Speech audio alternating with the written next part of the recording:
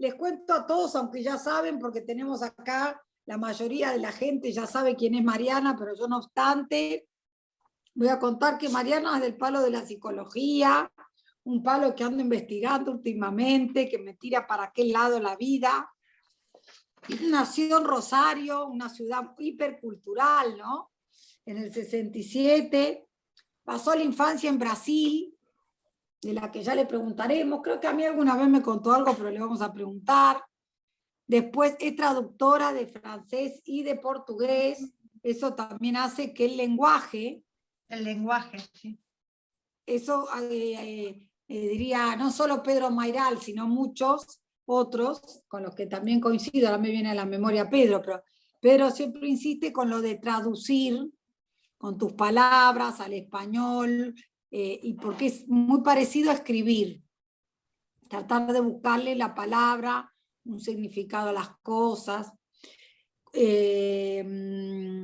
Bueno, así que bueno, entonces les contaba que estudió psicología, después se desempeñó, que eso nos lo contó un día en Café Literario Adela, miren, donde se origina la primera dedicatoria a este libro, así que está en la fecha, que es 2019, nada menos. 16 del 5 del 2019 está. Miren, vamos haciendo historia. Bueno, ahí estuvo en el café Mariana, todavía eran las reuniones presenciales, y ahí llegamos a esta belleza de como si existiese el perdón, ¿no? Con nada menos que con ahora le vamos a preguntar a Mariana por los epígrafes, y como si existiese el perdón, nada menos tiene un epígrafe de Jacques Derrida dedicado a los fantasmas, ¿no? Que no hacen más que venir y revenir, dicho en francés, que acá nos lo tradujo Martita, que es nuestra experta en francés. Está yendo y viniendo, ¿no? Está ahí siempre. Que no dejan de venir. Bueno, y después, este año, a Librería del Pasaje llena, y doy fe, porque estábamos con María Inés y con Titi en el medio del revoltijo ese. Sí, es verdad, verdad. No cabía un alfiler. Yo estaba en primera fila, de casualidad. Porque vos llegaste antes, como hace siempre, sí, que está buenísimo. Muy temprano, muy. Y está buenísimo, ¿sí? Y bueno, el 10 de marzo de este año, felizmente, ya por lo menos con la pandemia bastante más masticada que antes, hubo una reunión interesantísima con Mariana en Librería del Pasaje sobre Quebrada. Sí. Y hablamos de las voces. De las voces, de esa maestra rural que nos contó Mariana, que ahora le vamos a ceder la palabra a ella, que fue una de las gérmenes de Quebrada. Yo quiero decir que me escuché todas las entrevistas que le han hecho a ella y me leí todos los reportajes, obviamente. Yo también, me apasionó. La verdad, me la consumí a Mariana Travasio y a todos los reporteros. Horas de cola a la silla, escuchando y leyendo. Sí, y sí. Es interesante cuando podés mirar como una cantidad abultada de reportajes, porque como no todos preguntan lo mismo, es interesante ver, digamos, las respuestas de ella y las cosas que repiten en sus intereses, o como dicen algunos escritores, en sus obsesiones, ¿no? Esas cosas que de un cuento o una novela, cualquiera de estas, forman parte de lo que está siempre en el tapete dentro de lo que escribe. Habrá un montón de cosas que no, que van cambiando. Pero es muy interesante porque cada persona que la entrevista hace foco en distintas cosas, no siempre en lo mismo, por suerte para los que escuchamos. Claro, porque podemos armar, buenísimo. Claro, podemos armarnos una cosa un poquito más ambiciosa sobre el perfil de la escritora, ¿no? Así que, bueno, eso quería decir, que es interesante escucharla hablar a Mariana, ¿no? A una escritora. Súper interesante. Yo en ese momento le propuse a Mariana justo esta clínica de novelas, junté las dos novelas, aunque ahora le vamos a preguntar a Mariana, que ella me decía que se puede leer o no juntas, yo así, manu militari, como ahí me salió la abogada de adentro. Ordenaste. La abogada mandona, resolví que íbamos a leer las dos, porque para mí, pero esto es una opinión personal, ahora me van a decir la de ustedes y le vamos a preguntar a Mariana, para mí las dos cierran mucho porque están los Loprete, hay un montón de historias que siguen en la otra, este mundo de los Loprete está en una, resuena en la otra, ¿no? Aparecen detalles y cosas que en una. De hecho, yo me hizo gracia porque ahora que las volví a releer, leía como si existiese el perdón y buscaba unas historias de los Loprete, y yo digo, pero si las leí acá. Cuando releí Quebrada, digo, no, soy una tarada. Estaban ahí. Bueno, así que. Pero se pueden, yo creo que se pueden leer en forma individual. De hecho, yo te conté, o sea, creo que llegué a vos con esto porque estaba justamente leyendo Quebrada. Yo tengo un taller al que voy justamente, hoy tuve. Estamos haciendo, Mariana, hacemos ejes, entonces hicimos el eje de la identidad. Y empezamos con las aventuras de la China Iron, con el eje de la identidad. Después creo que seguimos con el tuyo, después con el de esta chica, la estirpe, y ahora con Come Tierra, y seguimos con la liebre. Entonces es como todo un eje, y lo leímos, o sea, yo leí los dos, pero mis compañeras leyeron solamente uno y se entiende. Es más, yo después se los leía a gente que no puede leer, le contaba de él ayer, porque no tiene tiempo, porque vive apurada, entonces lo lee en el colectivo mientras lo escucha, o porque no le dan los ojos. Entonces lo grabo, y le grabé Quebrada, y lo entendieron perfectamente. Así que creo que sí. ¿Cuánto trabajo? A mí es el que más me gustó, de los dos. ¿Cuánto trabajo que te has tomado conmigo, Laura? Sí, me encanta. Laura hace patria, y eso yo que tengo, que sufro de los ojos. Mirá lo que son mis libros, mirá lo que es esto, está destruido el libro. Yo digo, si tengo que leerlo a firmar mi libro. Pero al contrario, el escritor, no sé qué opinará Mariana, ¿no? Pero el escritor, para mí, ve que uno no sé, que le movió. Mirá, yo hablando de lo que decís vos, mirá, yo las notas de lo que dijo Mariana, las tengo en el mismo libro, porque he descubierto que si las pongo en un papel las pierdo. No, después estoy buscando los papeles. El cuaderno también, después el cuaderno, ¿dónde dejé el cuaderno? Entonces yo escribo todo sobre el libro. Así que mirá los apuntes, un horror. Claro. Y una amiga librera me dijo, sigo por acá.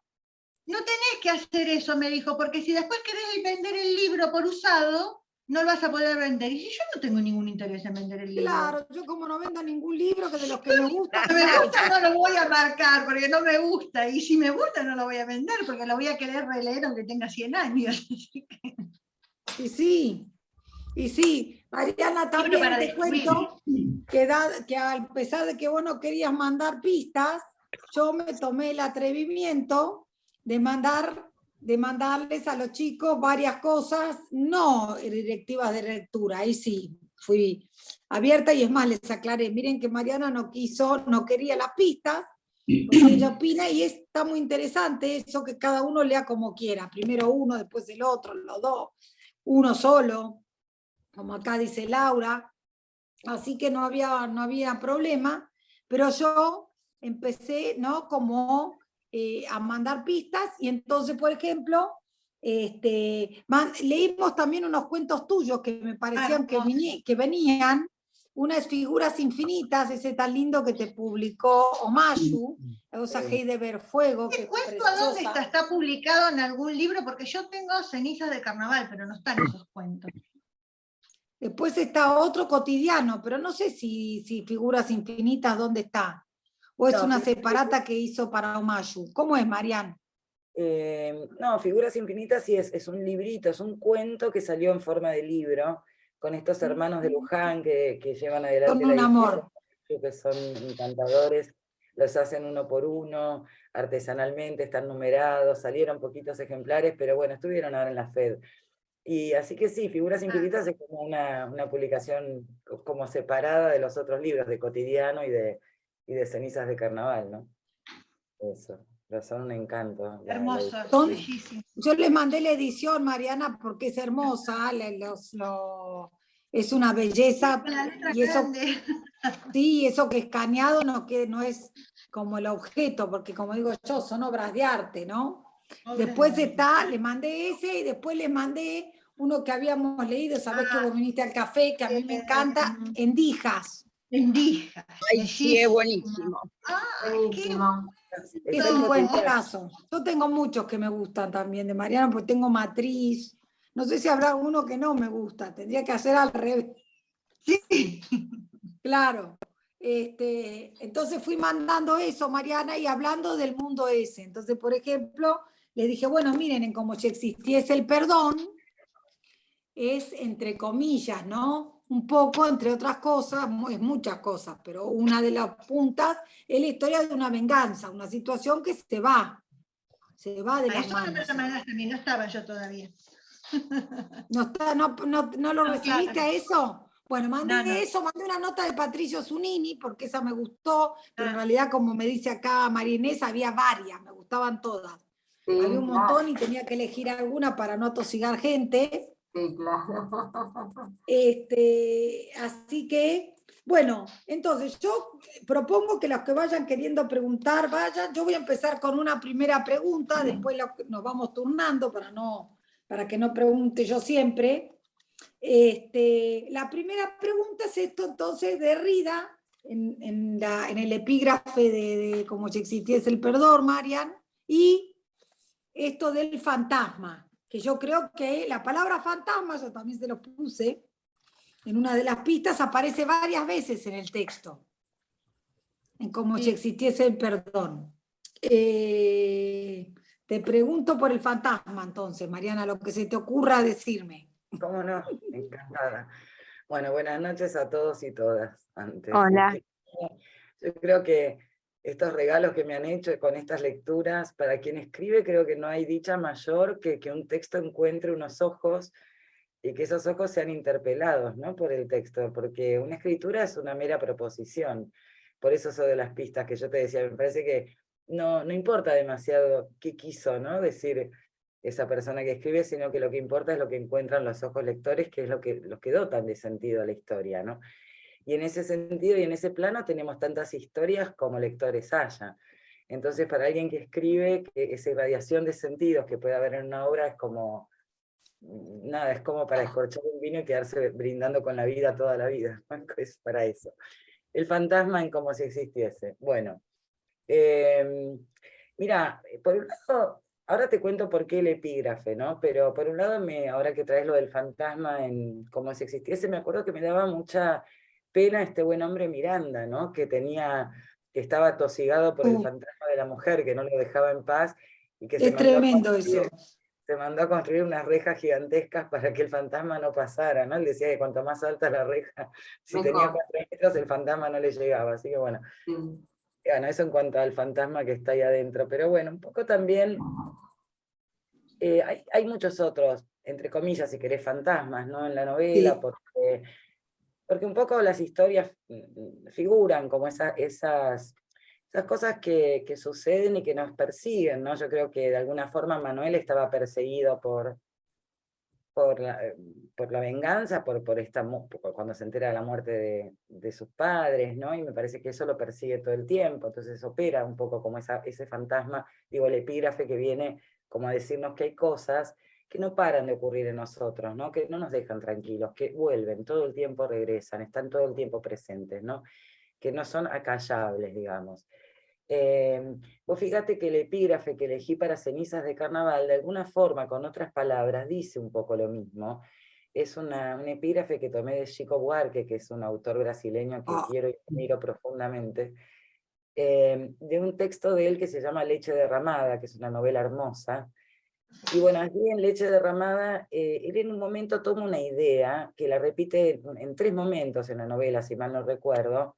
Yo tomé una de las citas, porque me pareció hermosa, La novela va de un viejo que está internado con demencia senil y tiene los recuerdos rotos, tiene los recuerdos fragmentados, ¿no? Es como a ratos recuerda, a ratos hilvana, construye recuerdos, se pierde en esas deshilachaduras de la memoria, ¿no?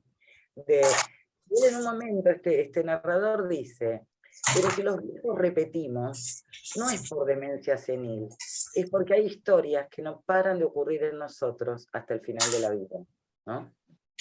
Entonces, y por acá comentábamos recién, ¿no? Esta cuestión de los tópicos de las obras, ¿no? De los autores. Cuando uno lee sistemáticamente un autor, uno encuentra que con distintos personajes, en distintos registros, a veces abordando distintos géneros, pero encontramos que hay tópicos de la obra, ¿no? Que hay 2 o 3 asuntos en los que esa persona se ha detenido, con los que se tropieza indefectiblemente al momento de la escritura.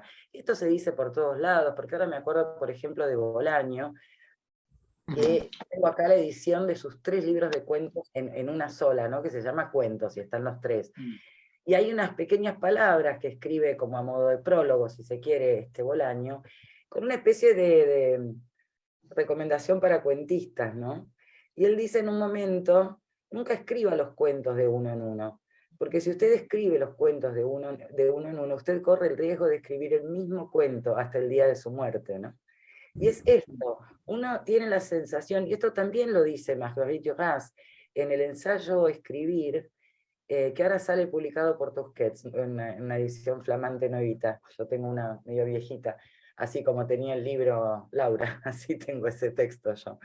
Pero bueno, ella ahí también plantea un poco esta cosa, y volviendo un poco al fantasma también, si querés, ¿no? Que como hay lo indecible, es decir, supongamos a alguien que quiere escribir algo sobre algo, se sienta a escribirlo, pero el lenguaje no es suficiente, el lenguaje no da cuenta, el lenguaje puede a lo sumo bordear o rozar, acercarse, aproximarse a eso que uno quiere decir, ¿no? Pero uno nunca lo va a terminar de decir.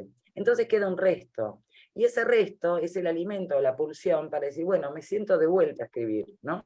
Y tampoco lo terminas de decir. Entonces, eso se vuelve medio metonímico en la escritura. Y yo tengo esta teoría, porque digo, es bastante llamativo que cuando vos haces sistema como lector, ¿no? Y lees la obra de un autor, te das cuenta de que hay temáticas que lo han atrapado, un poco como decía Chico Buarque, estas cosas que no terminan de ocurrir, estas cosas que uno intenta poner en palabras, que uno intenta dotarles de algún sentido, explicárselas, pero que en definitiva eso es siempre uno fracasa. Ahí vamos a ver que no fracasa de nuevo, fracasa mejor, porque es un poco eso. Y Duras lo dice hermosamente, porque ella plantea eso, ¿no? Que como no se puede terminar de decir, el fallido de un libro, eso que no se ha dejado decir, es la piedra de la cual uno parte para iniciar el nuevo texto, ¿no? Una nueva escritura. Pero también por eso yo sostengo que escribir es ante todo una disposición al fracaso, ¿no? Uno sabe que uno no va a decir eso que uno quiere, que uno apenas se va a aproximar, y bueno, y es intentarlo igual, ¿no? Es tratar de forjar con palabras que son estos ladrillos duros que nos han dado, ¿no? Esa herramienta con la que vamos a la verdulería a comprar bananas, y de golpe querés dotarla de algún sentido estético, ¿no? Pero no alcanzan, porque son re duras, ya están regastadas, con lo cual es bastante complicada la tarea, pero bueno, ahí así a veces uno se empecina, ¿no? Y en ese sentido yo creo que es como, yo valoro mucho como lectora, ¿no? Ese esfuerzo de los escritores por labrar con la palabra algo, ¿no? Y ver qué difícil es, ¿no? Porque cualquiera de nosotros, si tuviéramos que explicarle a alguien que nunca probó el sabor de una manzana verde, es inexplicable, ¿no? ¿Cómo explicas con palabras un gusto, ¿no? Y lo mismo nos pasa cuando nos enredamos en las emociones, ¿no? Cuando vos sentís algo, eso no está hecho de palabras, es una emoción, hay que transponerla a palabras. Pero el hombre no tiene más que las palabras, porque nosotros no podemos ni pensar por fuera del lenguaje, estamos atravesados por el lenguaje, nacemos además esclavos de una lengua, ¿no?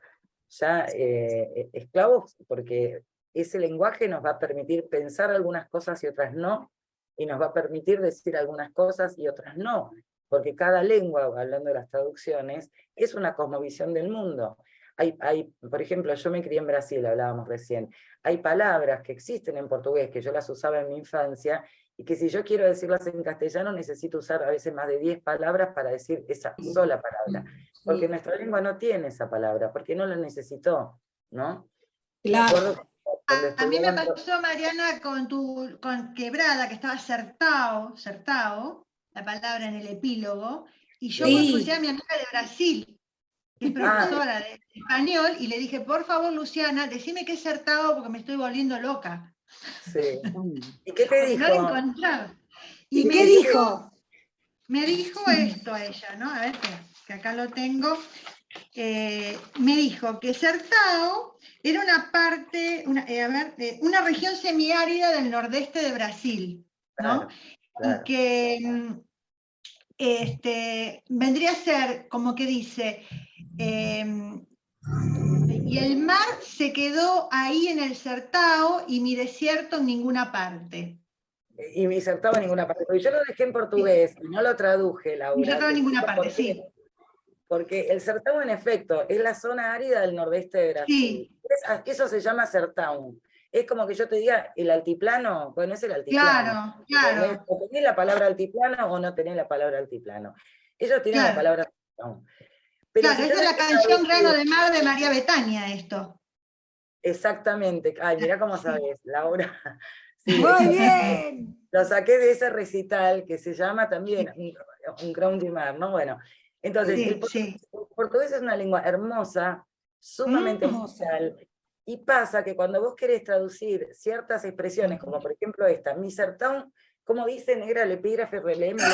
Dice, o mar ficou lá no Sertão. Paremos ahí. En meu Sertão, en meu lugar. Claro, entonces esto habla de la migración, ¿no? El yo poético que escribe esos versos, dice, yo, en mi Sertão, el de ese yo poético, quedó allá, en el Sertão, porque se fue de ahí, ¿no? Migró. Claro. Entonces, como que vos digas, mi tierra natal quedó allá, ¿no? Claro. Bueno, y entonces quedó allá. Ahora, yo me fui de ahí, pero al irme, mi Sertão no quedó en ninguna parte, no está más. Claro. ¿No? Ahora, traducir esto al castellano quedaba muy, muy feo, por eso opté por dejar los versos en portugués, ¿no? Claro, sí. Sí, yo tuve que recurrir a ella porque no había manera, ¿no? Yo dije, bueno, también me jugaba la idea de esta que por ahí, bueno, en ese desierto quizás hubo mar en la antigüedad y por eso ella busca el mar. Bueno, no sé, deliré un poco. Sí, yo también deliré. Sí, no, dale, Mariana, después digo. El mar quedó allá en el Sertão, en realidad, dice el mar quedó allá en el Sertão. Entonces, es el mar, porque el Sertão tiene mar, ¿no? Entonces, bueno, el mar quedó allá. Yo me fui y me fui del mar al irme de mi tierra natal. Ahora, yo dejo el mar allá, me voy de mi tierra natal, y mi tierra natal no quedó en ninguna parte, porque uno va paseando su extranjería muchas veces, cuando uno deja... Claro, uno se va desarraigando y arraigando. Cuando uno deja la tierra natal, no siempre uno arraiga, no siempre uno encuentra dónde arraigar, ¿no? No es fácil. A veces incluso, porque hay que pensar en las distintas migraciones, pero incluso a veces donde vas no te cobija, ¿viste? Sos señalado como el extranjero. Hay un libro hermoso de Hernán Roncino que se llama Notas de Campo, que son unos textos. ¡Es divino! Y él allí en un momento menciona a su mamá italiana, ¿no? Y también la violencia de tener que dejar tu lengua muchas veces. Porque vos imaginate, ya es difícil migrar internamente dentro de un país, ¿no? Que habla tu misma lengua. O migrar a un país donde se habla tu propia lengua, pero donde evidentemente los hábitos culturales, las expresiones idiomáticas, estás traduciendo todo el tiempo de alguna forma, ¿no? Eso lo menciona muy bien en Una casa lejos de casa, Clara Obligado. De irse por el exilio a España y sentir que es una lengua extranjera, no es la suya. Exactamente. Pero también se da a veces una evolución personal, que por un lado crea un sentimiento de paria, pero por otro lado la sensación también que se puede ser ciudadano del mundo y elegir con más amplitud, ¿no? El hombre ciudadano del mundo, eso Sí. es verdad. Gracias, Adelaida. Me siento tan identificada con alguien que vivió en Brasil, que es traductora de francés, que es psicóloga hace 40 años, Que vos, que viste, tiene porque un tenés hijo varias que se cosas volvió en a común. Brasil, y que la verdad, yo soy del mundo. No extraño nada. No Claro, tengo bueno, esa es saudade. una Ningún lado. facilidad, Cambio Marisa. de casa, Claro. cambio de clima, cambio de Yo país. también. Y yo soy donde estoy. Yo Gracias a también, Dios. Marisa, somos dos. ¡Ay, qué suerte! Yo me siento tan rica. Yo me fui 2 meses este año y me decían, ¿extrañas? No, Yo cero. Nada. no. ¿Cómo voy a No. extrañar en Fortaleza el obelisco? A ver, la- en Yo la entiendo a Fortaleza. Mariana, porque En a mí, Fortaleza yo me estoy enamorada de Canoa Quebrada. claro, que ¿Qué me justo estás importa? nombrando unos Cuando estoy lugares acá, hermosos, ¿no? que vivo en Quilmes, donde tampoco soy de acá, Claro. pero querida, yo veo el Río de la Plata, entonces cuando Claro, estoy en el ya. Río de la Plata estoy acá, cuando estoy en Canoa Quebrada estoy allá, y Claro. cuando veo el obelisco, lo veo desde el 59. ¡Hola! Yo soy donde estoy. ¡Ay, qué Claro, suerte! Qué linda bueno. frase, ¡Qué yo soy suerte! donde estoy. Me la voy a anotar, yo soy donde estoy, mira. Mariana, y volviendo a tu cuento como si existiera el perdón, vos sabés que al leerlo a mí me hacía acordar al capataz de estancias de nuestro país, ¿no? Y de tantos lugares donde la gente del campo ha vivido mucho avasallamiento, ¿no? Me ha parecido como el reflejo de parte de nuestra historia como país, ¿no? Me ha gustado mucho. Lo que me he quedado pensando es en los locos que vos citás, que se babean, y vos sabés que el loco que se babea es porque tiene exceso de medicación. Yo he trabajado muchos años en un psiquiátrico, y me llama la atención la descripción que haces en Quebrada y en Como si existiera el perdón, de los locos. ¿Hay algo que vos querés transmitir con esto? Ahora, Adelaida, bueno, muchísimas gracias por tu pregunta. Ahora voy a ella y vamos a los locos, salimos de los fantasmas. Es una excelente pregunta esa, la de los Hermosa. loquetes, los encantó. curias, ¿por qué se babean? Es buenísima.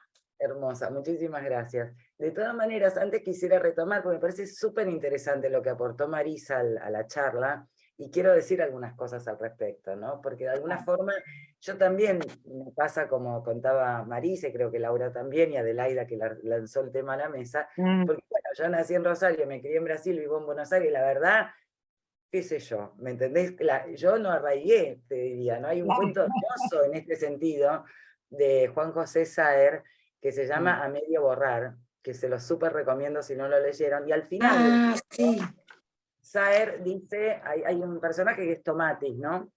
Que estaba en el exilio, y bueno, y narraba esta diferencia que hay a veces en los exilios, cuando ocurren en la infancia y cuando ocurren en la adultez, ¿no? Entonces dice que muchas veces cuando un adulto migra, bueno, puede sentir añoranza de el asado, el mate, no sé lo que sea que añore, o se puede integrar y no añorar, pero supongamos que añora.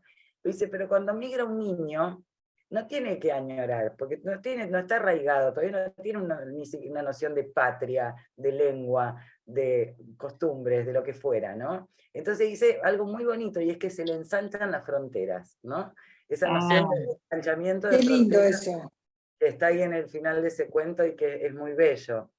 Yo de todas maneras me gusta mucho en general cuando uno aborda ya el tema por fuera, no sé si por fuera de la literatura, pues bueno, pero a ver, me gusta pensarlo en mi cabeza, trato de distinguir en mi cabeza dos clases de migraciones, ¿no?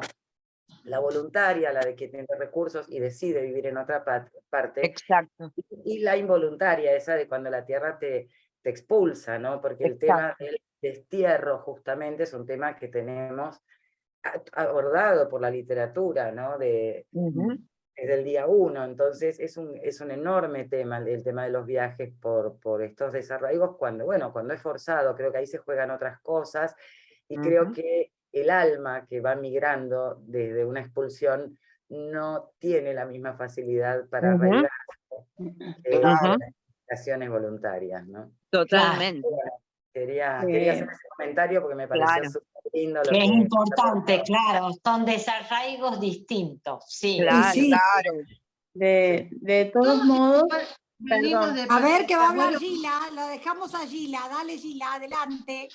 hola, ¿cómo están? De todos modos, ¿Cómo estás? Muy bien, ¿y ustedes? Bien. Me encantó, Mariana, esto que vos estás hablando acerca del desarraigo, pero cómo a través de nuestras experiencias de vida, esto que acabas de decir, el lenguaje nos atraviesa y nos va dejando en nosotros estas partes de nuestra historia en otros lugares, eso de las palabras intraducibles, eso que tiene que ver con encontrarnos con otra cosmovisión a través del lenguaje, y cómo eso nos atraviesa, estemos donde estemos, y no sé si nos queda por ahí esa nostalgia de algo que queremos decir con nuestras palabras, pero que hemos experimentado en otro idioma y no encontramos cómo expresarlo cabalmente. Me encantó eso, así que muchísimas gracias por traerlo acá en estas reflexiones del taller. No, gracias a vos por el comentario. Sheila, ¿no es tu nombre? ¿Estoy viendo Sí. bien? Buenísimo. Como no las conozco y no los conozco por ahí cuando hablan, porque yo sin anteojos ya no veo nada. Y ahí pero está veo todo. Pablo, porque había con algunos que teníamos por mail y otros, unos valientes, Mariana, te voy a contar que hubo 4 o 5 valientes que formaron conmigo un grupo de WhatsApp. Ah, qué y nos divino. íbamos escribiendo. Uno de ellos es Pablo, que me parece que lo estamos viendo ahí, Pablo, ¿no? Sí, ¿qué tal? Buenas tardes a todos y todas. Bienvenido. Bueno, Hola. un Ay, saludo Pablo, ahora acá te Mariana. veo. Ahora ¿Qué que haces? hablas. ¿Cómo estás? Bien, estoy en el medio de una clase de contabilidad, pero bueno, me escapé un poco para esta reunión. Quería hacer este comentario. Sí. En el 2018 hicimos un taller de escritura con Mariana, y uno de los conceptos que nos transmitió fue esto de ir tachando, borrando, corrigiendo y suprimiendo. Perdóname Mariana, pero voy a reproducir una oración casi textual, que además nos dijiste: los guiones, las comillas, los puntos suspensivos, los chirimbolos ensucian, o sea, no los usen. Bueno, me imaginaba lo conciso. Vos lográs algo maravilloso, que es lograr algo conciso y a la vez poético.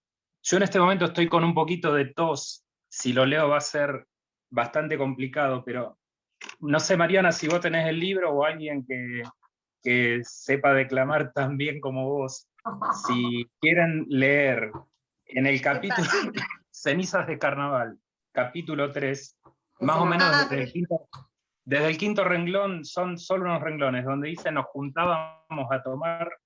Mariana, ¿vos lo tenés? ¿Cenizas de Carnaval? En la biblioteca, sí. Capítulo 3, si alguien lo puede leer, o si no hago Ahí lo fue a referencia. buscar Laura. Yo Si no, esta parte, lo tengo pero cuando en otra cuenta que... biblioteca, porque tengo 20 bibliotecas, pero creo que ahí Laura lo trae. Momento. Si no, Momento hago de referencia. suspenso. Después del crimen. Capítulo 2 viene, después del capítulo 2 viene los Osorio. Capítulo 3, donde... No, estamos en... Perdón, como si existiese el perdón. Vos me dijiste Cenizas de Carnaval. Perdón que mezclé las cosas. No importa, no importa. Nos juntábamos a tomar unas ginebras como antes, pero la mirada se le iba al Tano, o se me iba a mí o a Juancho, y todos sabíamos para dónde iba. Se iba al vientre tajado del oprete, a las manos del Tano queriendo taparle las tripas, a la sangre que lo mismo caía y que la tierra nuestra se tragaba sedienta, a las paladas de polvo cayendo sobre el cuerpo todavía caliente del oprete, y a las palabras del Tano haciéndonos jurar: esto nunca pasó. Cuán conciso, cuán breve que es para Yo lo decir tengo tantas subrayado cosas. también. Muchas veces es al revés. hay quienes usan muchas palabras para decir poco. Uno está como a la espera de decir, bueno, decía algo. Acá es al revés. En pocos renglones se hace referencia tanto, y me permito, ya que me cedieron la palabra, solo un Dale, segundo. dale, Pablo, por favor, adelante. En el Acá todos capítulo interrumpimos a todos. 87, en el capítulo 87, que hay una parte muy bonita que es... 87. pero estoy mal hoy con capítulo Sí, ya veo. 37, página 37. 84. Bueno, tranqui, con calma.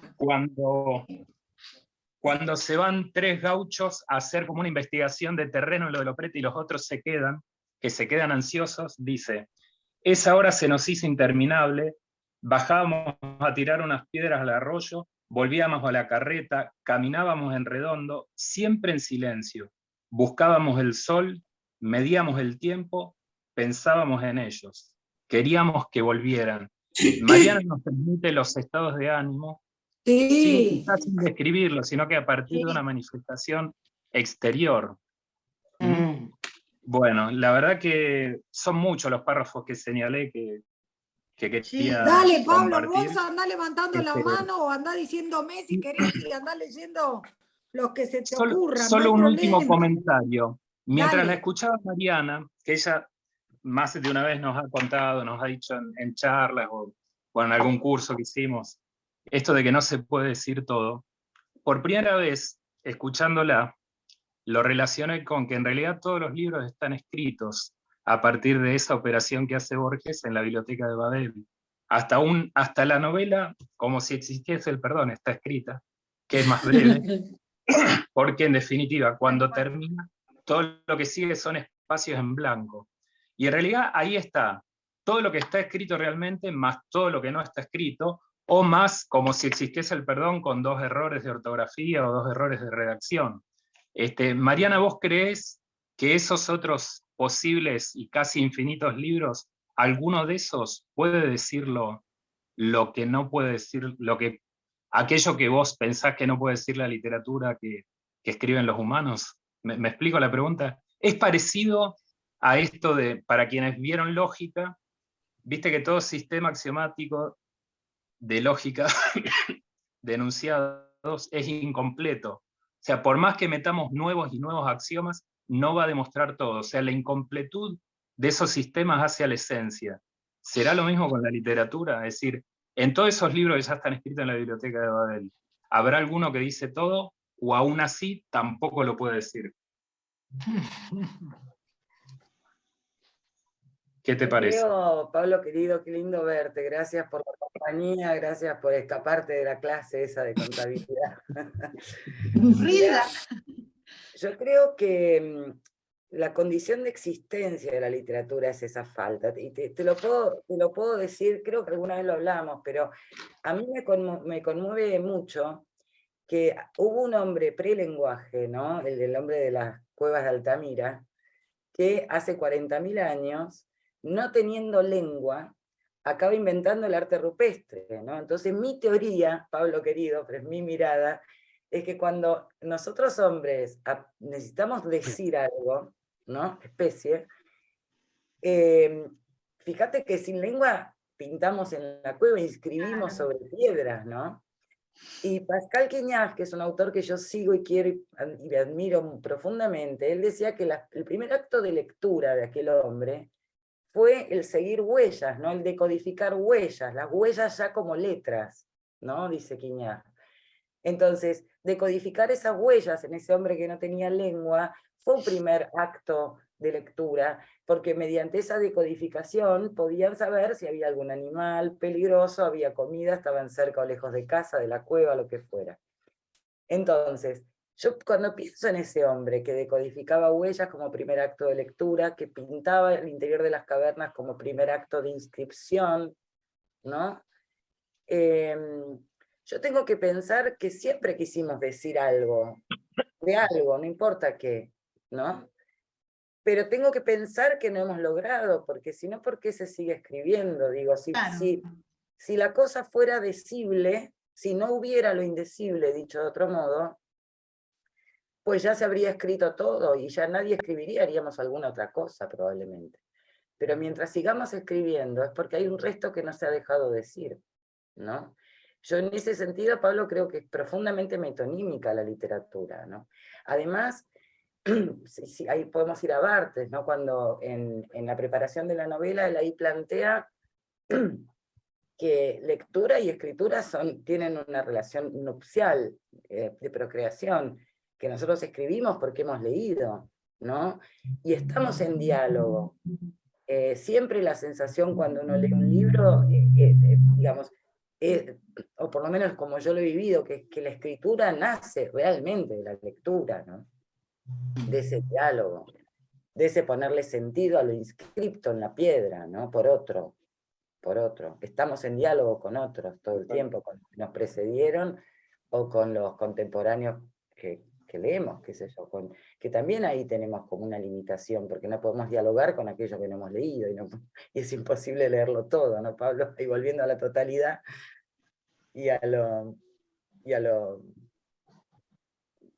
que no está completo, ¿no? A la incompletud. Entonces, bueno, somos un montón de incompletudes en diálogo. Y el deseo funciona así, ¿no? Esa misma metonimia. Estamos vivos porque deseamos, y en tanto sujetos deseantes salimos de la cama a la mañana y hacemos algo, nos inventamos un argumento todos los días para salir de la cama. Mientras haya deseo, esto es así, ¿no? Y el deseo es siempre metonímico, porque cuando vos querés una cosa y la tenés, vas a querer otra, ¿no? Siempre está un poco más allá, la meta se va corriendo. Y yo creo que somos unos afortunados, porque el arte en definitiva en general, y no solo la literatura, ¿no? Pero podemos pensar en la pintura, en la música, en las distintas artes. Digamos, yo tenía un viejo y querido profesor de literatura que nos decía que la literatura existe porque la realidad es inhabitable, ¿no? Entonces, exacto, con la cosa tan horrible que nos ha tocado vivir, si no hubiera un poco de arte, ¿qué sería de nosotros, no? Porque yo creo que aunque sea en la contemplación de cómo nace una flor o en algo, encontramos un poco de belleza, ¿no? Se trata de embellecer un poco el mundo, aunque sea como se pueda, ¿no? Pintando la cueva. Yo a veces creo, y que incluso un artista es como ese que pintaba la cueva, ¿no? Yo creo que es como que hay que exprimir, en este caso el lenguaje, que es lo que tenemos para trabajar la literatura, hasta que salga sangre y podamos inscribir algo, ¿no? Decir algo, aunque sea parcial, pero creo que el deseo está puesto allí, ¿no? Pero, bueno, eso. ¿Qué te faltó decir, o qué crees que te faltó decir, Mariana, en como si existiese que volviste con los Loprete en Quebrada, más allá de lo desolado y de todos estos personajes y esos derroteros, ¿no? Sí. ¿Sabes qué? Mira, Nora, a mí me pasa que yo nunca me siento a escribir sabiendo lo que quiero decir. Me gusta no saber, digamos, siempre defiendo esa dimensión de no saber, siempre me abismo al proceso de escritura, a ver a dónde me lleva esa escritura, y lo que voy haciendo es tirar de una gramática, de una voz, de un hilo, ¿no? Y me divierte eso, como ir viendo qué es lo que sale desde ese no saber, ¿no? Entonces yo no podría decirte que quería decir algo puntual y que me quedó sin decir. Lo que sí te puedo decir es que mientras que iba avanzando de la mano de Manuel, con la voz de Manuel, en esa gramática peculiar de esa voz, yo iba viendo escenas que iban pasando en los alrededores de lo que se narraba. Pero Manuel no las podía narrar. Por ejemplo, la historia de Miranda y su mujer, yo la tengo en la cabeza. La historia de cómo murieron los padres de Manuel, yo la tengo en la cabeza, porque a veces uno pone mucho menos de lo que uno va viendo, ¿no? Porque a los fines de eficacia narrativa necesitas seguir un hilo. Entonces, digamos, a mí no me gusta tanto la cosa digresiva de que voy a andar, ¿viste? Como que voy ahí. Entonces, quizás por eso yo veía cosas que pasaban, pero Manuel no era el narrador para que pudiera narrarlas. Aparte no tenían, perdón la expresión, pero tenían un huevo que ver en esta novela, así que quedaron afuera. Entonces, yo creo que, por ejemplo, cuando me senté a escribir Quebrada, yo creí, por ejemplo, la bruja Iris, me había quedado con ganas de explorarla más. Entonces, me pasa que cuando empiezo una nueva novela, yo creo que voy a escribir algo de eso, que tengo en algún lado de la cabeza, un poco inespecífico, pero que digo, ay, a ver, esto lo quiero explorar, más como exploración, ¿no? Como una deriva que quiere explorar algo. Y me pasó que me salió otro cuento, me salió Quebrada, y no eso que yo creí que iba a hablar de Miranda y de la bruja, no sé, creí que me iba a ir por ese lado, y no. Entonces, bueno, salió otra historia. Entonces, claro, ahora me sentaré de vuelta a ver si narro algo de Miranda y yo qué sé que me va a salir. ¿Viste? Es un poco así. Así que no sé, pero siento que sí, que siempre nos quedan como cosas en el tintero, pero aún del trasfondo, de como si existiese el perdón, yo creo que es una novela, a mí me parece, pero es o sea, para mí no significa nada. La novela es lo que cada lector encuentra ahí, no esto que voy a decir. Pero sí contarte, por compartirlo, que cuando me senté a escribir como si existiese el perdón, yo tenía como la sensación de que estaba explorando o queriendo explorar dos nociones. La noción de orfandad, por un lado, ¿no? Y que un poco creo, ¿no? Que hay como esta cuestión de la relación paterno-filial, porque está este vínculo que Manuel construye con el Tano, ¿no? El Tano, que también están un poco todos medio huérfanos, me parece, un poco como... No hay como una orfandad en esos territorios, que van haciendo lo que pueden, pero no. Y quería explorar también una pregunta, que es ¿qué hacemos con el cuerpo de nuestros muertos? ¿No? A mí eso era una pregunta que yo tenía en la cabeza. Yo en ese momento estaba leyendo mucho a Miguel Hernández, elegía a Miguel Sigé. Nunca me acuerdo si es Miguel o Manuel Sigé, es Miguel, creo que es. Mariana, bueno, pero vos además trabajabas en el área forense. Sí, también, sí, Eso también. debe haber influido, ¿no? ¿O no? Yo supongo que todo lo que hemos estudiado y todo lo que hemos leído, sea literatura o no, en este caso la formación profesional que yo tengo, por más de que yo en ningún momento me siento y digo me voy a servir de algo de esto pero yo me imagino que sí, que así como también uno escribe desde toda la experiencia vital que tiene, ¿no? Las cadencias infantiles, las voces, las músicas, uno compone, porque vos cuando lees obra de un autor, les debe pasar, a mí me pasó, cuando encuentro un texto, una pluma que a mí me deslumbra, yo digo quiero más, ¿no? Entonces me pongo a leer sistemáticamente todo lo que encuentro de ese autor o autora, y me pasa que no solamente que encuentro tópicos de la obra o temáticas con las que siento que se va tropezando, un poco como contaba Bolaño, ¿no? Sino también hay una respiración que es de ese autor, vos lo identificás. Yo te doy un texto y te digo, no sé, vos leíste mucho la obra de determinados, y vos vas a poder identificar de qué autor es. O si te dicen, es de tal autor y no es, vos vas a decir, no, esto no es de fulano, esto no lo puede haber escrito fulano. Porque hay como una respiración que uno tiene, que es como una huella, es totalmente singular. Ninguno de nosotros puede escribir como escribe el otro, ¿no? Cada uno tiene como un ritmo, un estilo propio. Tiene una respiración propia, ¿no? Entonces, ¿qué te estaba diciendo? Mirá el Alzheimer. Entonces, claro, los años que yo, más de, qué sé yo, varias décadas me dediqué al trabajo en clínica y en forense, más los años de formación, más los años académicos, más que me escribí un manual de psicología forense, más que... Claro, algo de eso debe estar en alguna parte, ¿no? No sé si me sirvo de eso, pero... Porque también después identificar, cuando uno está escribiendo, de dónde todo ese... murmullo que uno tiene en la cabeza de todas las lecturas, de dónde uno se está sirviendo, sí, Marines. Sí, no, me parece que cuando vos lo presentaste ahí en el pasaje, ¿no? Que yo te escuché decir que, digamos, lo escribiste, estabas escribiéndolo justamente en época de pandemia, ¿no? Y que lo tenías como ahí, y que la amiga, que creo que es la que estaba con vos haciéndote preguntas, te decía cuándo lo terminabas, cuándo seguís, bueno, que se pulsionaban para avanzar sobre lo que estabas haciendo. Digo, esto fue en el 20, más específicamente. Y yo encontré en un artículo de todo lo que estuve leyendo, de donde estás vos, que dice... Desde hace 2 años contamos muertos día tras día, y atrás de un relato de ficción hay una idea, una conexión con el tiempo en el que se gestó ese texto, ¿no?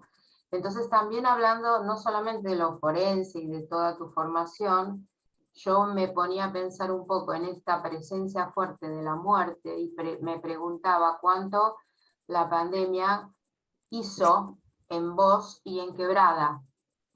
La pandemia a los muertos, ¿no? Esa parte. Sí, sí. Bueno, te respondería con una frase de Borges que dice: la creación poética es misteriosa, reducirla a una serie de operaciones del intelecto no es verosímil, ¿no? Porque es complejo, es un poco lo que estábamos diciendo y que por eso no creo que vos te acordaste de esto. Sí. Es bastante difícil darse cuenta, mientras que uno está haciendo algo, qué es lo que uno está haciendo, ¿no? Es como, no sé, digo, a posteriori uno cuando termina un texto sí puede mirar y decir, mirá qué loco, ¿no? Lo que me salió. Sí. Bueno, a ver, yo no sé cómo será trabajar, porque viste que esto también es muy... A mí me encanta hablar del tema de procesos creativos en general, ¿no? Y yo me acuerdo que una vez estaba en una charla con Guillermo Martínez y nos preguntaron porque nos organizábamos el tema de la escritura, ¿no? Y él dijo, yo necesito la luz al final del túnel, yo necesito tener un plan. Después por ahí lo estoy ejecutando el plan y algún personaje se me retoba o se me agrega una escena, pero yo sé hacia dónde voy, él sabe el final del cuento, ¿viste? Yo las veces que quise escribir con un plan, sabiendo hacia dónde iba, sabiendo qué historia quería narrar, pues, a nivel de la peripecia, digamos, me aburrí tremendamente, porque a mí me pasa lo contrario. Si yo sé lo que va a pasar, ¿para qué lo voy a escribir? Ya sé. No saber, entonces me gusta ir como que escribo una escena y no tengo la más remota idea de lo que va a pasar después y digo, bueno, ahora, ¿para dónde vamos? ¿Viste? ¿Y ahora qué hacemos? Exacto, claro. ¿Puedo Entonces, hacer una pregunta? claro. Algo me perdí. La pregunta de María Inés de los locos y la baba, los locos que se De babeaban. Adelaida. De Adelaida. Nos fuimos. Nos fuimos. Es verdad que cuando están muy medicados se babean y es la realidad esa. No terminamos de cerrar eso, por eso quedó ahí colgado, Marisa. Claro, quedó colgado. Ahora volvemos a los locos. Terminemos. Sí, los muertos. Entonces, terminando esta idea de que me preguntabas, digo, realmente, viste, es como. Es raro, uno ahora sí que puede pasarte que pasa así, laburando sin plan, que cuando llegás al final de un texto o a lo que vos crees que es el posible final, mirás para atrás y a veces te sorprenden cosas. A mí me sorprendió, por ejemplo, que en Quebrada, pues no hay spoiler, ¿no? Porque la leímos, se supone. No, todos la leyeron. No. Entonces, viste, al final de Quebrada, cuando Rulfino, que es el narrador testigo de la segunda parte, le cuenta que su papá, viste que también era un huérfano, varias veces huérfano, porque bueno, Sí. muere el incendio, en medio que lo adopta Anselmo. Sí. Y bueno, y en un momento cuando cuenta que él le tiene temor, le tiene respeto a las grandes tormentas que duran todo el mes, ¿no? De abril, y es en parte por algo que le decía el papá, que había fallecido en el incendio, que le decía, ojo Rulfino, con la lluvia, no sea cosa que se acaben como, porque es verdad que cuando hay mucha aguada se podían levantar los cajones que acaban flotando, entonces ojo, ojo Rulfino, no sea cosa que se te acaben confundiendo, dice que no se le acaben confundiendo los padres. Como hay una pregunta por el padre, también en esta novela, si se quiere, porque mirá lo que hace Relicario, que arranca dos cajones, digo, para el dilema, ¿no?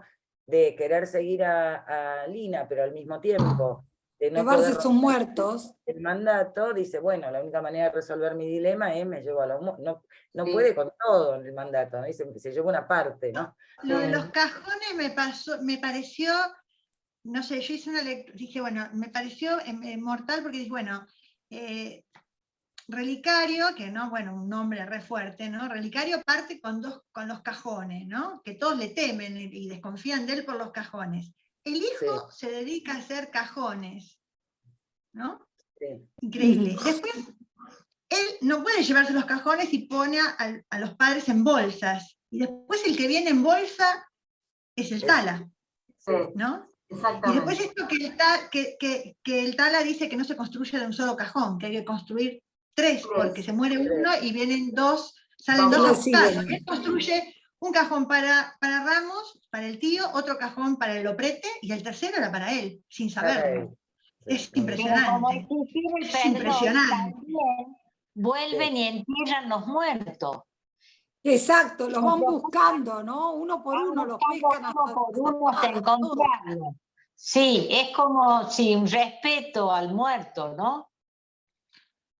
Pero la forma en que conversa con los muertos, el relicario, me parece que es un recurso excelente porque la novela es un poco, si se quiere, no es una novelita romántica, y esto le da humor, digamos, ¿no? Le da aire, le da luz, este diálogo que tiene con sus muertos y la actitud de Jumento, ¿no? Que bueno, Jumento calculo que se lo habrán puesto por el caballo de Sancho Panza, ¿no?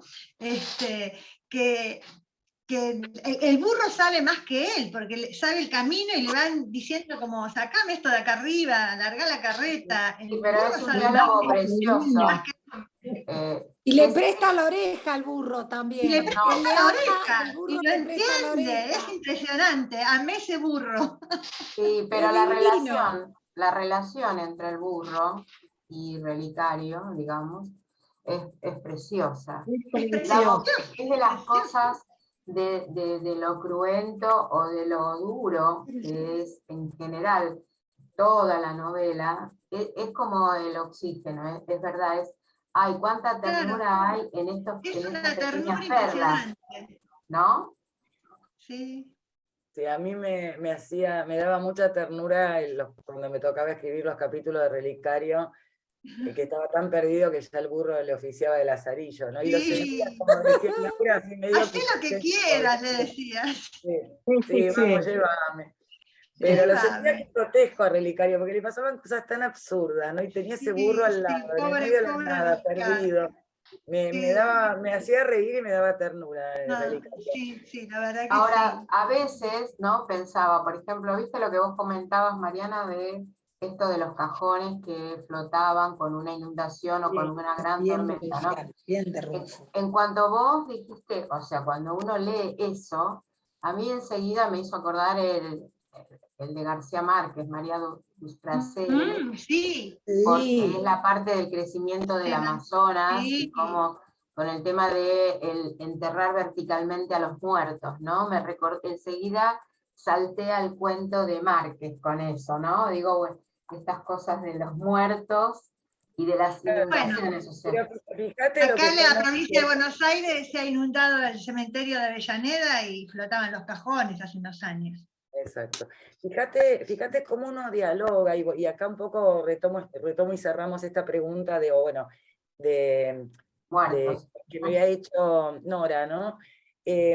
Porque fíjate vos que estamos diciendo, bueno, yo me sorprendo porque al final aparece este personaje también con el tema de los cajones, ¿no? Y esta cosa. Fíjate cómo esto te remite a vos, Marinette, al cuento de García Márquez. Cómo estamos todo el tiempo en diálogo con lo que hemos leído, y tal vez también con todo lo que, no en los diarios, lo que hemos vivido en la ciudad de digo, estamos llenos de imágenes y tenemos como una especie de archivo icónico y sonoro en la cabeza, ¿no? Sí, claro. Todo eso se vuelve material literario, ¿no? A la hora de escribir. Uno se va sirviendo, por eso uno a veces no sabe muy bien de qué, pero es de todo ese acervo que nos compone, que está ahí a disposición, ¿no? Y no quiero olvidarme de Adelaide y de los locos, porque... En esto que vos hacías mención a los muertos, bueno, uno tiene toda una deuda pendiente para escribir de los muertos en el proceso, ¿no? La dictadura. Claro, fíjate vos. Que es parte de la historia nuestra. Fíjate vos que no es casual que uno también escribe, tenemos la historia colectiva, tenemos la historia de nuestro país. Yo me crío entre dos dictaduras, todo el tema de los desaparecidos. Fíjate que la desesperación de Manuel era encontrar a los papás fueron enterrados como NN, esos padres, ¿no? Claro. Entonces, y están en territorio ajeno, digo, es como, y él quiere, y tengo una amiga, por eso te digo que cada lectura es una lectura y cada uno hace el camino, pero tengo una amiga platense que la lectura que ella hizo de como si existiese el perdón, me dijo, es la historia de hijos. Para él era Manuel yendo a buscar a sus padres, ¿no? Ahora, bueno, qué sé yo, pero digo, pero es que no podemos escribir por fuera de la historia. Claro, ¿no? claro, Ni claro. por fuera de las lecturas, ni por fuera de los diálogos que hemos establecido, cada quien con lo que hemos leído, con lo que hemos vivido, ¿no? Y con lo que nos ha interpelado singularmente. Para mí claramente es una pregunta. No por nada los personajes de Como si existiese el perdón no dejan a sus pares tirados, van a buscarlos. Y los buscan uno por uno. Sí. Así que bueno. Y bueno, y los locos de Como si existiese, mira, a mí la locura es otro tema que me interpela mucho. A mí me interpelan mucho el tema de la identidad y el tema de la memoria y el tema de la locura, ¿no? Yo, cuando me doy cuenta que siempre que puedo en algún texto, no lo hago exprofeso, pero aparece algo de la locura, ¿viste? Es como si yo quisiera que eso fuera parte, que estuviera a la vista, que no se negara, porque lo que se suele hacer en las sociedades en las que vivimos es muy frecuente y muy común, espera que voy a... es como muy fácil, ¿no? Establecen como una frontera, ¿no? Es muy fácil decir, bueno, de acá para allá son los cuerdos, y de acá para acá estamos locos, ¿no? Sí, y los que están locos, entonces, bueno, se lo expulsa, ¿no? Es como se lo oculta, se lo expulsa, se lo envenena, se lo manda a la nave de los locos, se lo quita, se lo encierra, se lo encierra. Ya Del Bosco lo describí en sus pinturas.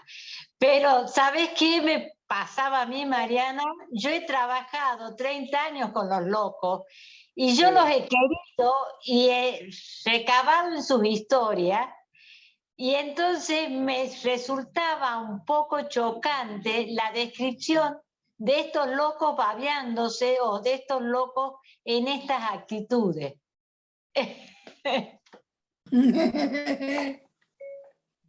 Bueno, no sé qué locos te tocaron, a mí me han tocado de distintos tipos.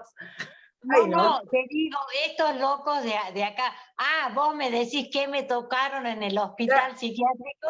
Claro, claro, porque hay de todo, que yo he visto muchas cosas distintas, qué sé yo, ¿no? Pero en este caso, en el caso de los Loprete, a mí me interesaba como quizás, pero te vuelvo a decir, no importa lo que yo quería hacer, importa cómo se tomó y cómo cada uno lo leyó.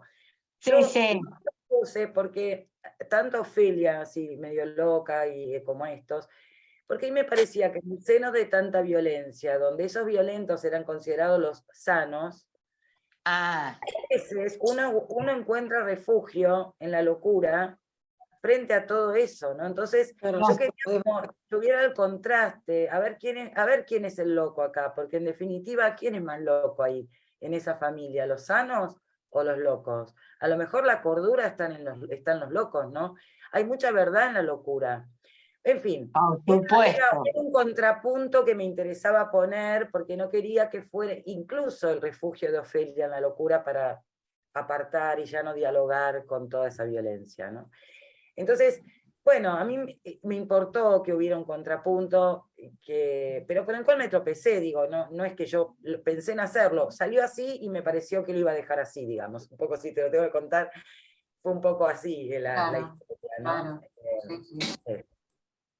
Mariana, y volviendo a lo de Relicario y el burro, que yo me quedé ahí tildada, a mí me gustó mucho esa conexión que él tiene, porque él, fíjate que él, bueno, cuando vos hablabas de la orfandad, que hablabas por si existiese el perdón, también acá yo lo veo, porque él busca con quién conectar.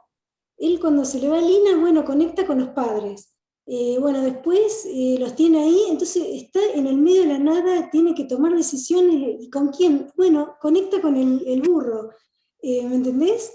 Que no sé si a ustedes les pasa, a mí me pasa que yo conecto con mi perrita, yo digo, hasta me contesta, y le entiendo. Entonces, muchas veces uno busca esa compañía, esa conexión que de un amigo o amiga que en ese momento no lo tenés, y bueno, te conectás con otro ser viviente. Entonces a mí me parece que vos lo mostraste estupendo ahí, ¿no? ¿Cómo dejar de estar huérfano en Sí, o pero solo tenés en razón que en medio de la Hereditario nada? como que no se fuma mucho la soledad, ¿no? Está todo el tiempo Exacto. necesitando hablar con lo que tenga a mano. El Sí. argumento, en un momento a mí, con esta historia de ir escribiendo fragmentito a fragmentito sin saber a dónde voy, en un momento dije, qué quilombo, este relicario está perdido y yo también en la quebrada. Y me acordé de una frase de mi viejo que decía que si vos tenías un burro cerca había que dejarlo, que el burro encontraba el camino. No, los burros se encuentran en el camino, Sí, me dice. es Así que si verdad. vos te perdés, vos déjalo al burro que el burro te lleva. Entonces me acordé de eso y dije, más si jumentos llevanos, porque de acá ni relicario ni yo sé. Qué divina, qué divina. A mí me ha hecho acordar a Faulkner y a Rulfo. ¿Vos abrevás algo en estas historias? ¿Es parte de tus fuentes literarias, Rulfo y Faulkner? Ay, Adelaida, ¿cuánto te quiero? Mirá, yo amo esto. Es como es un maestro. Yo lo que ese hombre hace con la lengua, desde el día 1 que lo leí hasta el día de hoy, yo no hay año que no lo relea, lo admiro con toda mi alma. Es increíble lo que ese hombre hace, cómo construye, su gramática es única. Y es, bueno, vos haces mucho de eso, poco adjetivo, más sustantivo, inventás palabras como él, como alagunado, me encantó. Sí, alguna palabra. Nosotros, bueno, nos hicieron leer primero de nuevo Pedro Páramo de Juan Rulfo para entender mejor el tuyo. Puede ser un gran diálogo, seguramente. Sí, seguramente. Es una de las bueno, nada, realmente Rulfo me parece un maestro increíble, increíble, increíble. Otro que admiro profundamente, pero que no tiene nada que ver con esta escritura así más rural, en mí por lo menos, pero que lo admiro como lectora, es Antonio Lobo Antunes. No sé si lo leyeron, es un escritor lisboeta, nacido en 1942. ¿Cómo se llama? Antonio Lobo Antunes. Eso que dijiste que es el manual de Inquisiciones, ¿qué es eso? Yo lo leí porque... Vos sabés que lo leí porque vos lo comentaste en la Copa del Árbol, así que me lo compré, lo leí y me fascinó, me fascinó. No es increíble, Graciela. Me rompió la cabeza. ¿Cómo se llama, chicas? ¿Cómo se llama el libro? Manual de Inquisiciones. Manual de Inquisidores. Bien. Narra, está ubicada en toda la época de la dictadura de Salazar en Portugal. Antonio Lobo Antunes es psiquiatra, laburó en la Segunda Guerra Mundial como médico, después abandonó todo y se puso a escribir y escribe como los dioses. Este es otro que las entrevistas a Antonio Lobo Antunes son algunas muy divertidas, porque es un tipo que no tiene pelos en la lengua y no tiene ningún, viste, es larga lo que se le ocurre, y me divierte mucho. Yo de hecho llego a su literatura porque primero di con una entrevista, y resulta que él en una de las entrevistas cuenta que él se sienta en la cocina de la casa, viste, así, a esperar a que le baje la voz, dice, hasta que no aparece la voz no escribo, cuando baja la voz, se pone a escribir, viste, a veces estoy una hora, dice, me baja la voz y escribo, entonces parece como una escritura mediúmnica, viste, y tal, porque lo que el tipo construye con voces es fascinante, son voces que hablan, son normalmente polifónicas, cada capítulo a veces es una voz diferente, depende de los libros, ¿no? Pero es maravilloso, y cómo dirige los personajes a pincelada puras, así si no agota, ¿viste? No te agobia con descripciones largas, y nada, te tenés que dejar llevar como si te arrullara un río, como si un río te cantara al oído, ni te preocupes por los detalles, dejate llevar por la música. Es una, y te interpela, ¿no? Porque vos te interpela, porque vos empezás un capítulo y vos no sabés de quién está hablando. No, entonces capaz que llegaste 2 párrafos y ahí te das cuenta, o más, te das cuenta, está hablando de tal, pero para esto, entonces técnica pura, que te digo que es apasionante. A mí eso, viste, que te rompa la cabeza, que te haga trabajar para entender, me encanta. Y te digo, eso es buenísimo. ¿Para quién escribe? Graciela, eso pasó acá, Perdón, no, dale, decí, Marian, que ahora voy a contar algo que No, una breve, para anécdota de cerrar, este taller. para quien escribe, mirar lo que hace Antonio Lobo Antunes, párrafo a párrafo, en el capítulo 1 del Manual de Claro, Inquisidor, buenísimo. las primeras 3 páginas de esa novela, son un montón de recursos narrativos todos ahí. Y cómo los domina, y cómo los crea, como se le canta, porque no he visto otro que escriba.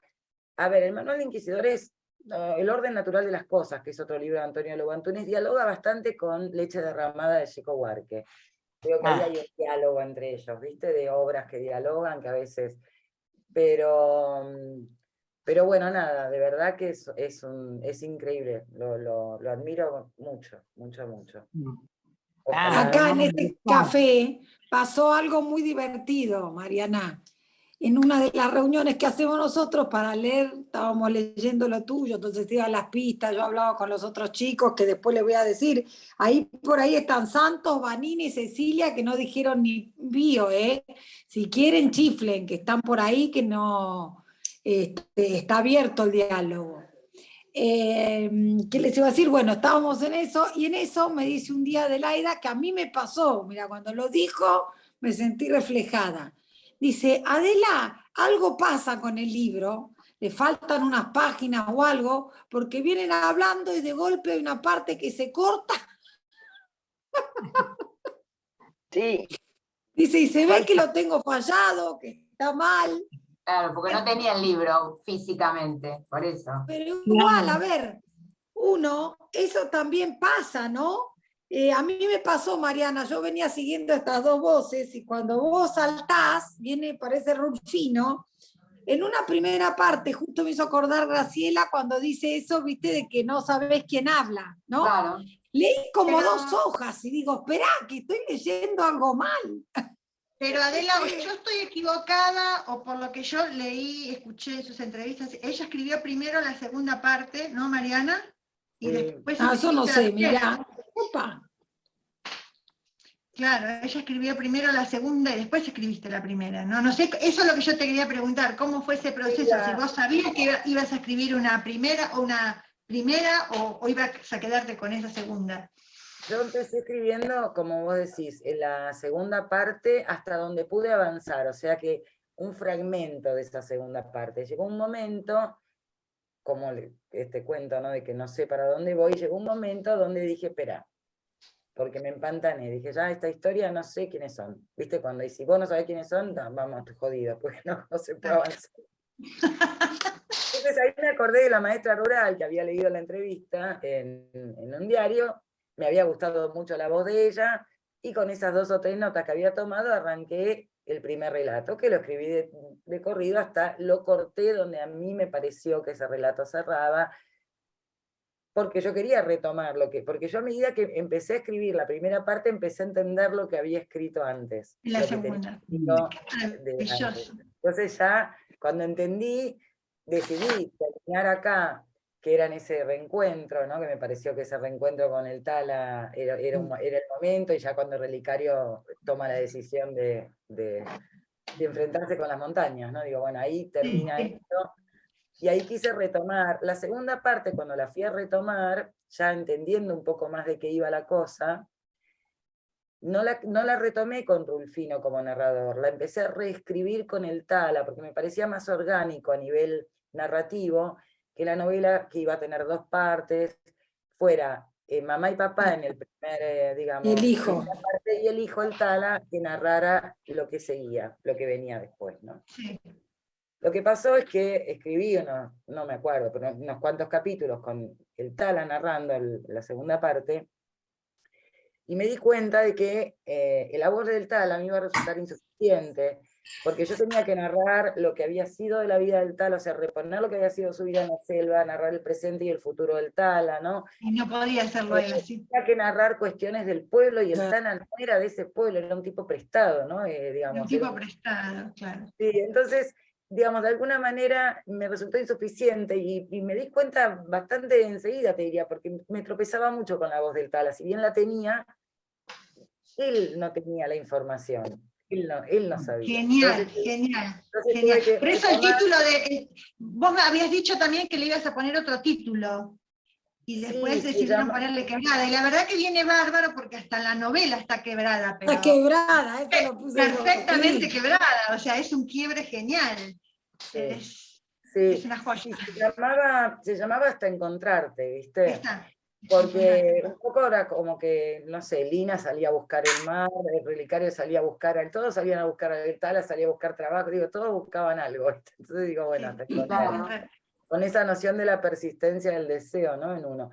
Pero la verdad es que Tusquets tenía un libro editado que se llamaba Hasta que te encuentre, era muy, muy próximo, era muy cercano, entonces mi editora me dijo, busquemos el otro nombre, y le agradezco, porque la verdad que Quebrada resultó al final, ¿no? Es genial. Y esta imagen de la tapa es muy cuadro de Rulfo. Muy. ¿No? Porque Rulfo pintaba muy bien también, ¿no? Sí, tal cual, tal cual. Sí, y la edición de España directamente pusieron una foto de Rulfo en la portada que asemeja a esta de Tusquets, fue un lanzamiento así casi conjunto. Sí, y es muy, sí, fue un regalo que me han hecho mis editores, la vida me ha dado editores muy lindos.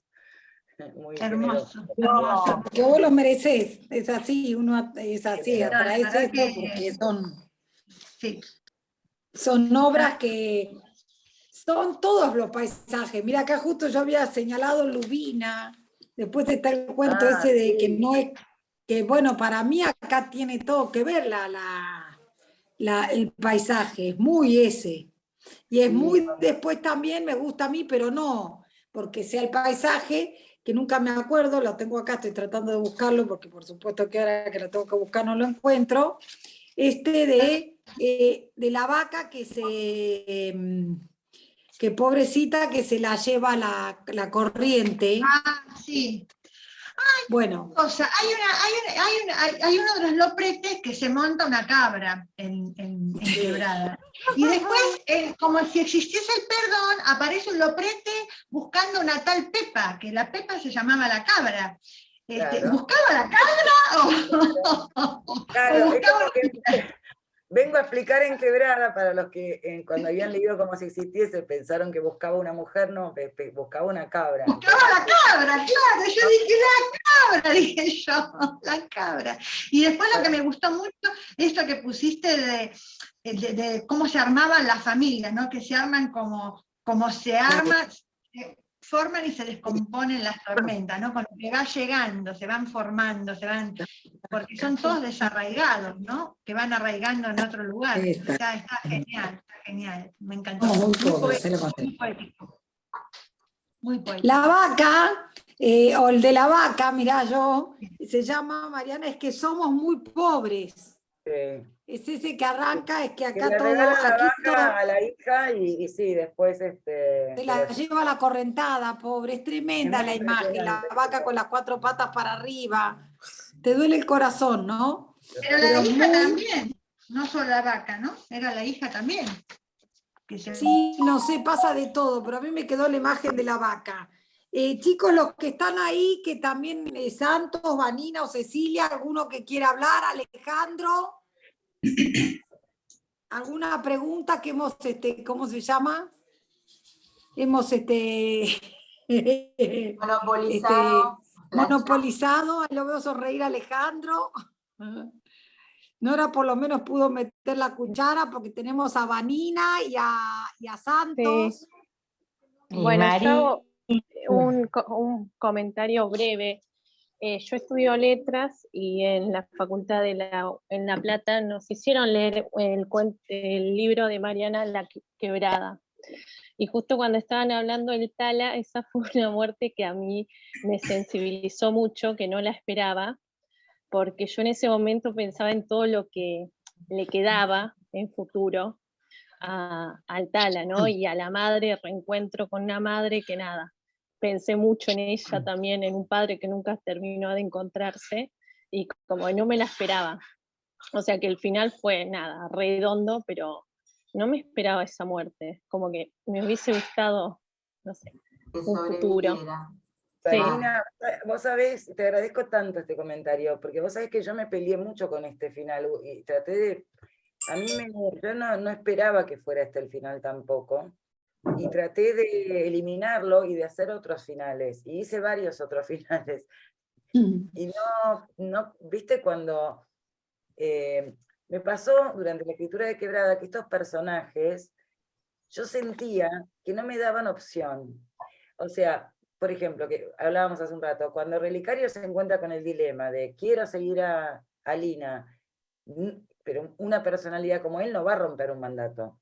Entonces, ¿cómo lo resolvía? Bueno, para mí lo resolvió de la única manera en que él, por cómo era él, podía resolverlo, ¿no? Lina, que venía de un hastío de 14 años, bueno, se tenía que ir, ella ya no aguantaba ver los mismos cielos todos los días, que se les repitan los días, ¿no? ¿Y qué pasó con el Tala? El Tala me parecía, a ver, quería evitarlo por una cuestión de compromiso, si querés, no sé, esto de emocional que uno a veces tiene con los personajes que uno va compartiendo a lo largo de muchos meses, ¿no? Pero el Tala, cuando lo rajan de la selva, cuando le perdonan la vida, porque al tío le dicen te vamos a perseguir siempre, ¿no? Entonces lo persiguen y no lo dejan ni siquiera descansar, pero a él le dicen, acá no pisás más, vos acá no pisás más y te dejamos ir, pero acá no pisás más. Entonces cuando los Loprete le dicen, vamos a ir a buscar el cadáver de Ramos y vamos a ir a explicarle a esta gente que en nuestra tierra no se mete nadie, el tal al aceptar ir, sabe que va hacia la muerte, sabe que es un viaje a la muerte, sabe que si él pisa esa tierra, él no puede, él lo sabe. Pero ¿qué pasa ahí? Se le juega estas cosas de viste, la hombría, ¿no? Él no iba a poder tampoco, por cómo era él, quedarse viviendo con la mamá, con el papá en el campo y qué sé yo, siendo que terceros como los Loprete van a ir a ajustar las cuentas de las que él proviene, ¿no? De un tema que él trajo a este pueblo. Entonces ahí se le jugó la vida en ese confronto, y que viene de la banalidad absoluta de que alguien le pregunte, bueno, pero no la podés, o Feliciano creo que era, no podés dejar a tu mamá que nazca sin saber qué pasó con Ramos, contale, ¿no? Y bueno, y esas cosas de el corre, ve y dile que hay en todo lugar, ¿no? Cuanto más, como decía por ahí, cuanto más alto, cuanto más bajo se habla, más se escucha a la gente, porque esto de los chusmeríos que se escucha, y lo escucharon los Loprete, bueno, y estas cosas de confrontación, de masculinidades, que se juegan acá en la final de Quebrada, al comienzo de cómo se existiese, y que bueno, son temas que también están rondando ahí, ¿no? Y que se resuelven siempre de la peor manera, porque son bastante, parten y abrevan en la necedad, ¿no? Y bueno, pero son parte de era parte de esto, así que bueno, perdón, pero un poco eso, y me vi obligada a dejar el final que había salido primero, que era este. Lamento, bueno, pero entiendo el comentario, te agradezco. No, pero está perfecto. Gracias a vos. Amores, yo me tengo que ir porque empezaba y a ya dar estamos, 9, sí, ya estamos cumplidos. Perdón, porque... Hay grabación, gracias. Lo vamos a poder volver a escuchar. Mariana, yo me quedé pensando, cuando no existe el perdón, uno se quiebra. Mirá, qué buena reflexión. Nada más. Sí. Esta entrevista, estaba pensando yo, Mariana, da para escucharla muchas veces, ahí después también se despidió Pablo, porque es muy filosófica. Es más, yo siento que no alcancé a agarrar todas las puntas. O sea, vamos a hacer después un video lindo para que, por supuesto, lo vamos a compartir con Mariana y para todos los que quieran, porque hay mucho jugo acá, no solo de la novela de Mariana, que son profundísimas, sino también de lo que hemos hablado de la vida, de los muertos, un montón de temas filosóficos, psicológicos, que hacen a un montón de cosas. Así que nada, te queremos agradecer muchísimo. Acá ya lo ves el agradecimiento de todas y todos, porque hay varios varones. Lo dice Nora Ricciardi, Ale, que ahí le vi la cara, Pablo, que dejó un saludo. Así que, Mariana, gracias por tu generosidad, como siempre. Muchas gracias. La agradecida soy yo. Gracias, Mariana. Lectores y lectoras. Muchas gracias. fueron un regalo, fue un regalo este encuentro, gracias Adela, de verdad. A vos. Te decía al principio que un texto encuentre lecturas y que haya este diálogo y esta interpelación y esta ida y vuelta, la verdad es un regalo, así que infinitas gracias. Infinitas gracias nuestras, gracias. Y un abrazo a todas y a todos. Gracias. Por la paciencia, gracias. Gracias. Gracias, Mariana, gracias.